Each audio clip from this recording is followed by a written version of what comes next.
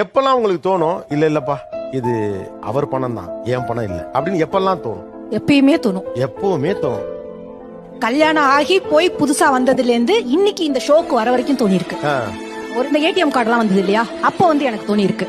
அவரோட பேர்ல தான் ஏடிஎம் கார்டு இருக்கும், ஆனா அந்த கார்டு என்கிட்ட தான் இருக்கும், ஆனா அந்த நம்பர் அவர்கிட்ட இருக்கும். அப்ப நான் கார்டு பணம் எடுக்கிறப்ப எனக்கு போன் வரும், இல்ல ஒரு சேஃப்டிக்கு தான் நான் அவனுக்கு போன் பண்ணேன், வேற எங்கேயாவது கார்டு காண அடிச்சிட்டியான்ட்டு அப்படின்னு. ஆனா ஒவ்வொரு தடியும் அது கேக்குறப்ப ஓ நம்ம பணம் இல்லையோ அப்படின்னு தோணும். எனக்கு வெள்ளி கொலுசு போடணும்னு ரொம்ப ஆசையா இருக்கும். ஒரு நாள் தெரியாம வெள்ளி கொலுசு எடுத்துட்டேன் சர்ப்ரைஸா. எடுத்ததுக்கு அப்புறம் நான் சரி ஓகே எதுவும் சொல்ல மாட்டாருன்னு எடுத்துட்டேன். வந்ததுக்கு அப்புறம் என்னை கேட்காம நீ ஏன் வெள்ளி கொலுசு எடுத்த, வெள்ளியில எதுக்கு இன்வெஸ்ட்மெண்ட் பண்ற அப்படின்னு சொல்லிட்டு சொன்னாங்க. அப்போது எனக்கு தோணுது சார் ஒன்னும் இல்ல. ஆக்சுவலி ஒரு வாட்டி நாங்க பர்ச்சேஸ்க்காக போயிருந்தோம், ஒரு 5000 ஒரு ட்ரெஸ்ஸஸ் எல்லாம் எடுக்க போயிருந்தோம். அது எக்ஸஸா பாத்தீங்கன்னா ஒரு 1000 rupees எக்ஸ்ட்ரா ஆயிடுச்சு. அது எப்படின்னா அந்த ஹோல் டே அவர் ஃபேஸ் பாத்தீங்கன்னா அப்படியே பேசவே இல்ல.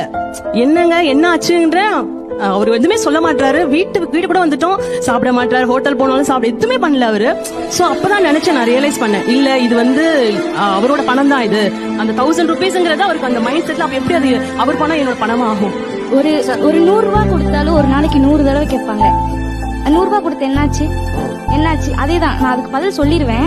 இருந்தாலும் அது 100 தடவை கேட்பாங்க அன்னைக்கு, என்னாச்சு என்னாச்சுன்னு. அப்போ ஒரு மாதிரி ஃபீல் ஆகும் சார், இது நம்மளோட பணம் இல்ல அவங்களோட தான். Download ShareChat.